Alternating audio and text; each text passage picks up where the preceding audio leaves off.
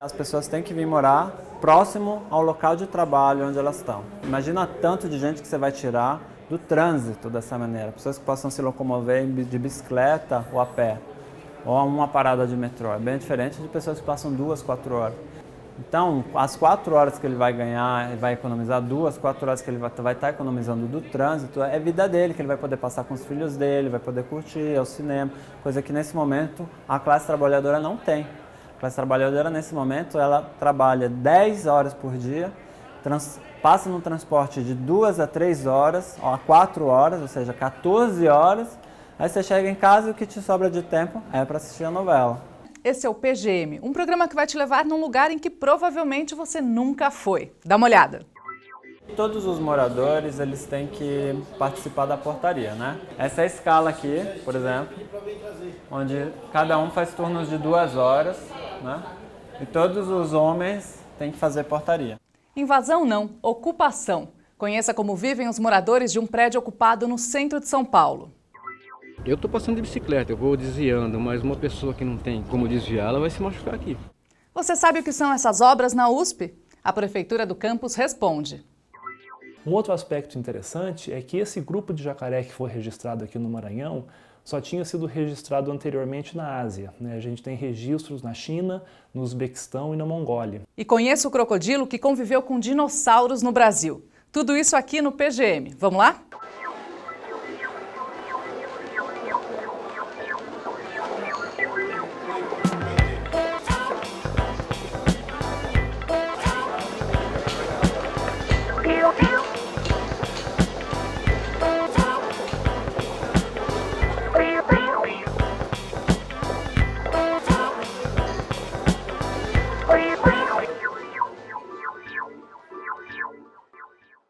A gente não costuma imaginar, mas existiram dinossauros aqui no Brasil.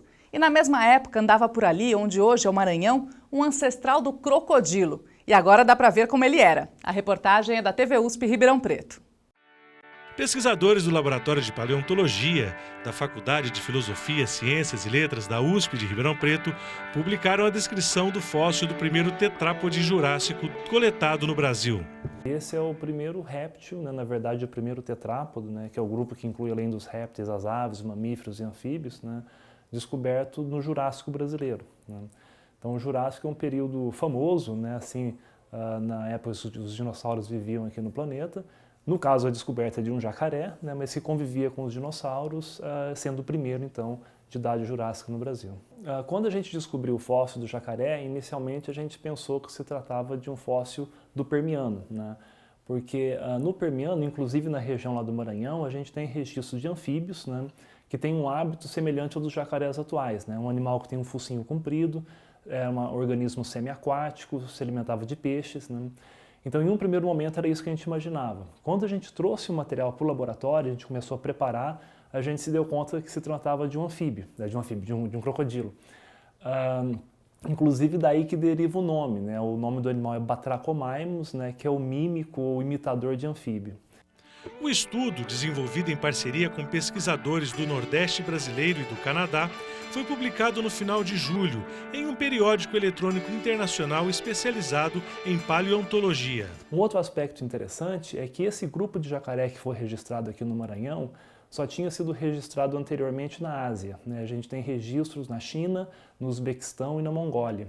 E pela primeira vez foi encontrado aqui na América do Sul, então essas implicações indicam desde onde esse grupo surgiu, ou como ele veio parar aqui na América do Sul, ou se ele saiu daqui da América do Sul e foi para a China, ou se eles sempre existiram e, na verdade, quando os continentes se separaram, eles ficaram em diferentes localidades.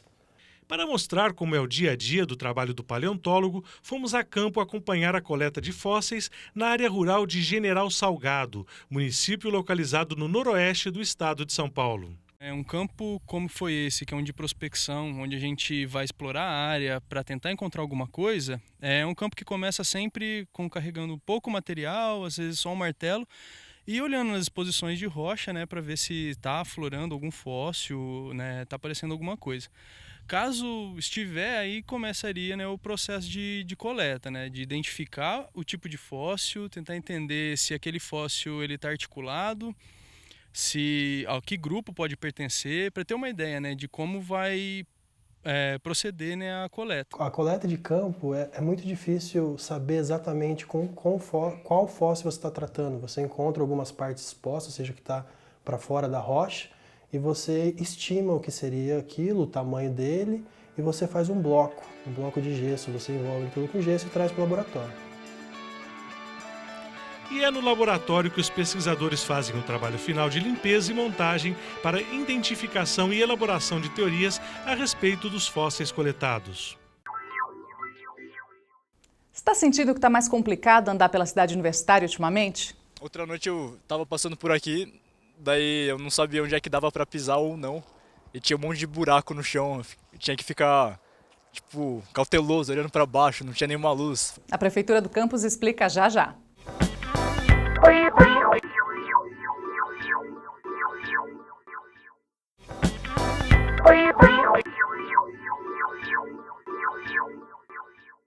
Lembra do assassinato do Felipe de Paiva no estacionamento da Fé há um pouco mais de 2 anos? Uma das críticas na época foi a iluminação insuficiente na cidade universitária, que diminui a segurança.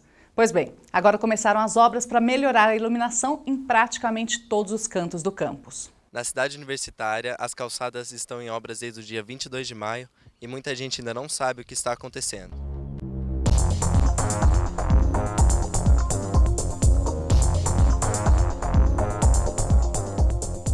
Qual é a finalidade das obras aqui no campus? A obra da iluminação tem o objetivo de melhorar a condição noturna das pessoas que transitam dentro da universidade. Nós vamos estar iluminando, além das vias públicas, vamos estar iluminando as vias para os pedestres, a iluminação dos estacionamentos de todo o campus, né? E também iluminação paisagística para valorizar toda a área e a área urbanística da própria universidade, dando um pouquinho mais de segurança em relação ao trânsito dentro da universidade.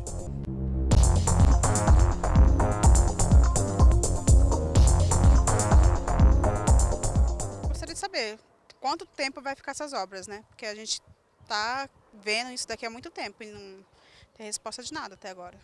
Com relação à obra de iluminação, ela teve ordem de início da obra em 22 de maio de 2013 e a previsão de conclusão dessa obra é de 8 meses, então ela vai até janeiro de 2014. Então, além da iluminação, na Praça do Relógio a gente está com a reforma de toda a pavimentação da Praça do Relógio. Quer dizer, nós estamos restaurando toda a parte de calçamentos da Praça do Relógio, onde também está inclusa a iluminação dela, também está no projeto todo de iluminação do campus. E a previsão é que em outubro, final de outubro, início de novembro, esteja concluída também a parte de execução dessa pavimentação da Praça do Relógio. Qual é o preço das obras de iluminação da USP? A proposta apresentada ficou em torno de 39 milhões de reais. O estimado era de 64, mas pela licitação, pela concorrência, ficou em 39. Eu queria saber então quanto tempo vai durar as obras e como que vai ficar depois. Por ser uma inovação, né, um projeto novo, uma nova tecnologia, o mercado relutou bastante em relação à implantação desse projeto, né? Acabaram assim retardando um pouco o processo, entrando com questionamentos, com impugnações, dizendo que a gente estava restringindo a competição, né? Então teve que ser feito alguns ajustes, mas tecnicamente o projeto não foi alterado, ele se manteve sempre o mesmo. Você vai poder dimerizar, controlar a iluminação, saber onde está faltando energia, onde não tem luz, onde tem luminária apagada, tá? Então isso você vai ter isso online, tá? Via internet a gente vai ter esse controle. Horários onde não há movimento nenhum em certas áreas da universidade, você pode até diminuir esse fluxo, mantendo, lógico, um fluxo mínimo necessário, com a segurança necessária, mas diminuir, economizando energia. Eu estou passando de bicicleta, eu vou desviando, mas uma pessoa que não tem, que tem muita gente de idade, né?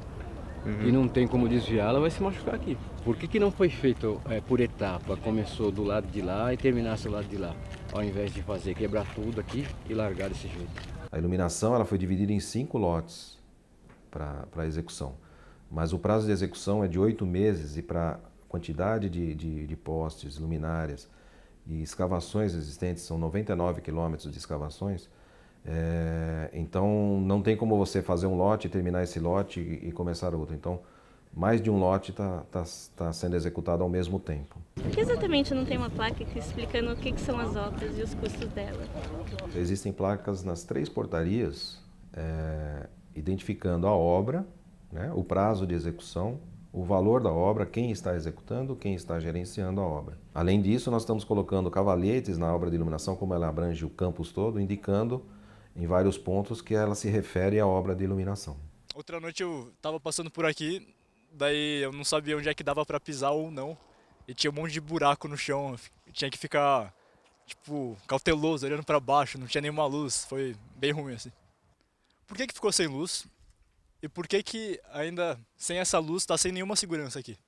A nova obra de iluminação, como tanto a obra da Praça do Relógio, ela depende de escavação, né, de abertura de vala, e isso tem atingido a rede antiga, a rede existente. E a rede existente ela era feita de uma forma onde o cabeamento era direto no solo para evitar roubos, né? E aí o que aconteceu? Foi afetando, rompendo esse cabo e aí danificando a iluminação existente, né? Então, a hora que você rompe o cabo, não adianta ter o gerador que ele não vai passar energia para alimentar as luminárias, né? Então, a gente tem que trabalhar na recomposição. Isso a gente tem feito constantemente, tanto a parte da prefeitura, com a equipe da própria prefeitura e equipes da própria empresa que está executando.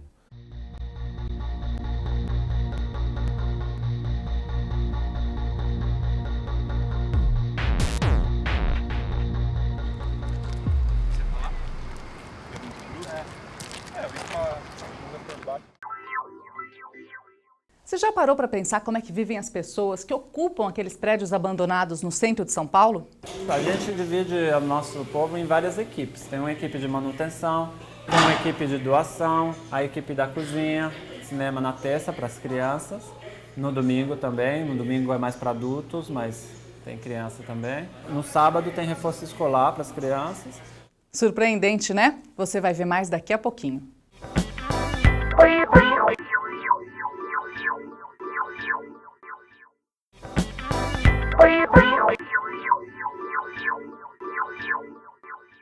Quando se lê no jornal ou se vê na TV que um prédio foi invadido no centro de São Paulo, como dizem as manchetes, muita gente associa a violência, a baderna, a sujeira. Só que a equipe da TV USP visitou um desses locais e olha, a cena que a gente encontrou foi completamente diferente. Muita limpeza, organização e talvez até uma nova forma de viver em grupo.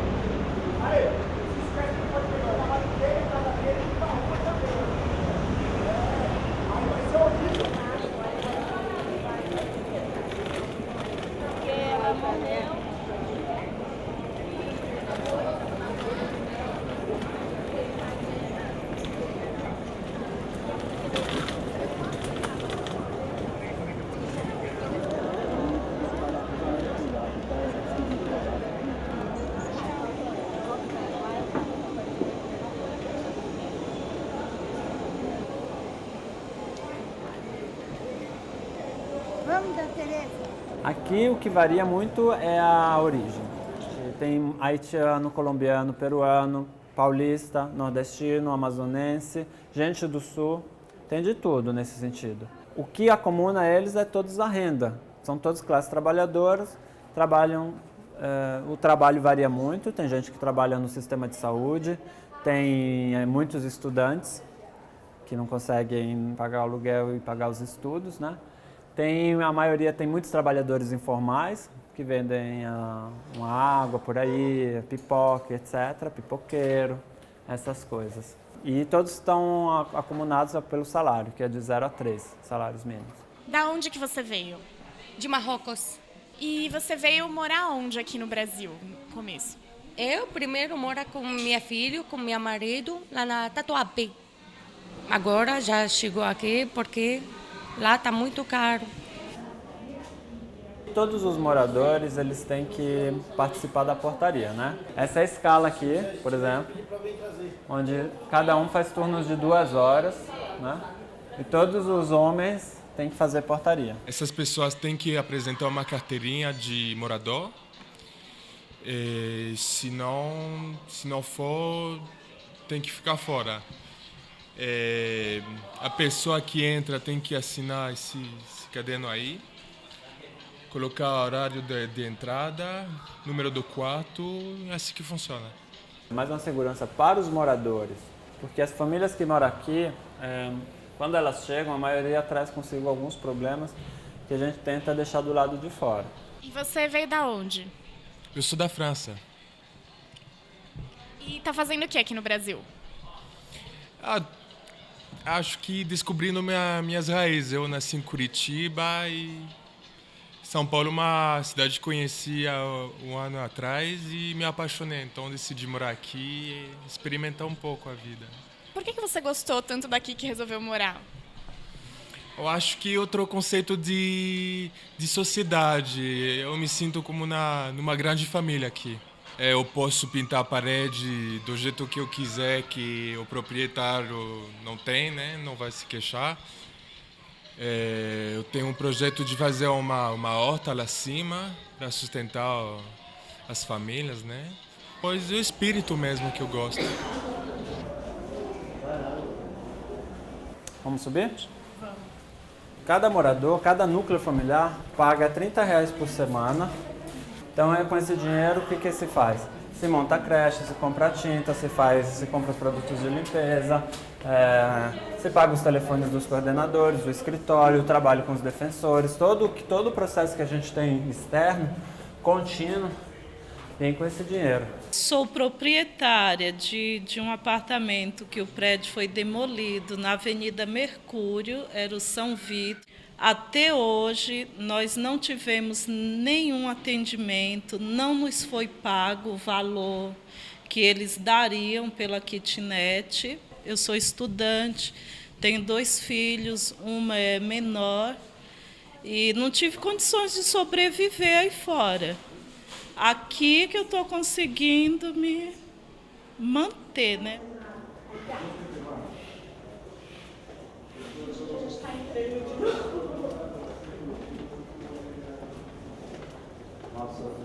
E essa é a cozinha.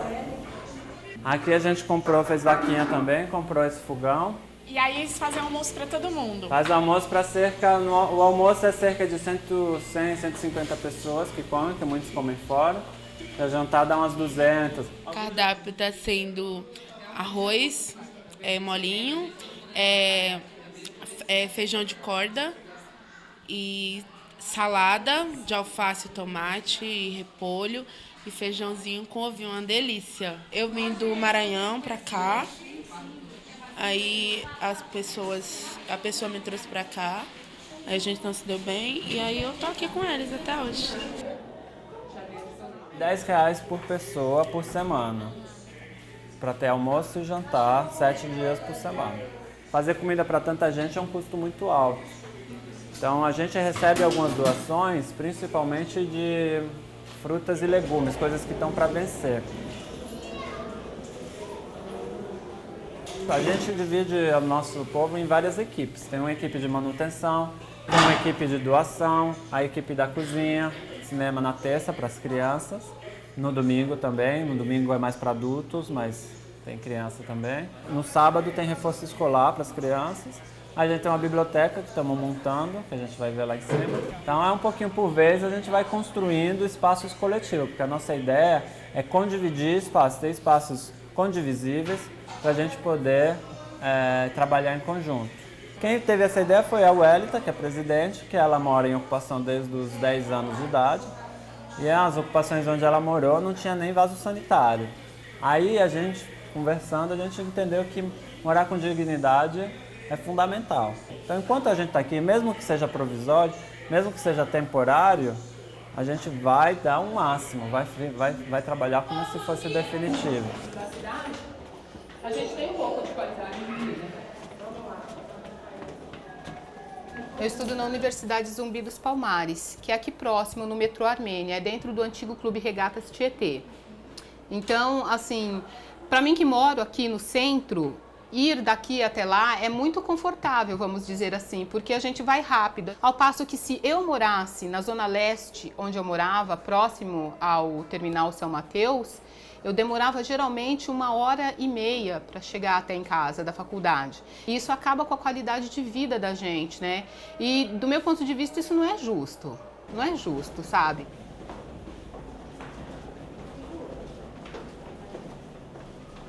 Esse prédio em específico, ele estava vazio, sem função social desde 2009. Os sem-tetos ocuparam ele em setembro de 2009.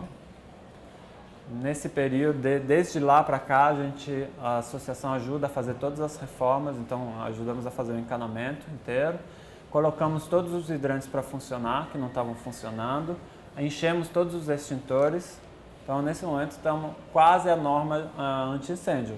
Isso foi uma determinação do juiz e a gente está em reintegração de posse desse prédio por causa disso. Eles estão alegando uma iminente explosão. A gente, em 2 dias, arrumou o prédio inteiro. Agora a gente está entrando em segunda instância para tentar convencer os juízes que esse é um prédio seguro. Nosso objetivo não é ficar aqui para sempre. O objetivo, certa hora, é que essas pessoas sejam atendidas por programas como Minha Casa Minha Vida ou para o Renova Centro. E a gente fala que esse aqui é um espaço para você se recuperar, então é bom você ter, você ir juntando dinheiro. Se você ficar aqui sem trabalhar e sem ficar aí só encostado, não vale a pena. A gente acredita que as pessoas, mesmo de baixa renda, elas têm direito à cidade, e a cidade é o centro da cidade, né? É aqui. E aí, você já pensou em viver assim? Não numa ocupação, mas pelo menos convivendo com seus vizinhos, ajudando no condomínio, sei lá, formando uma comunidade mesmo. Bom, você pode começar pelo menos mandando essa reportagem para eles. Entra lá na nossa página na internet, assista de novo e compartilhe. A gente se vê lá. Tchau, tchau.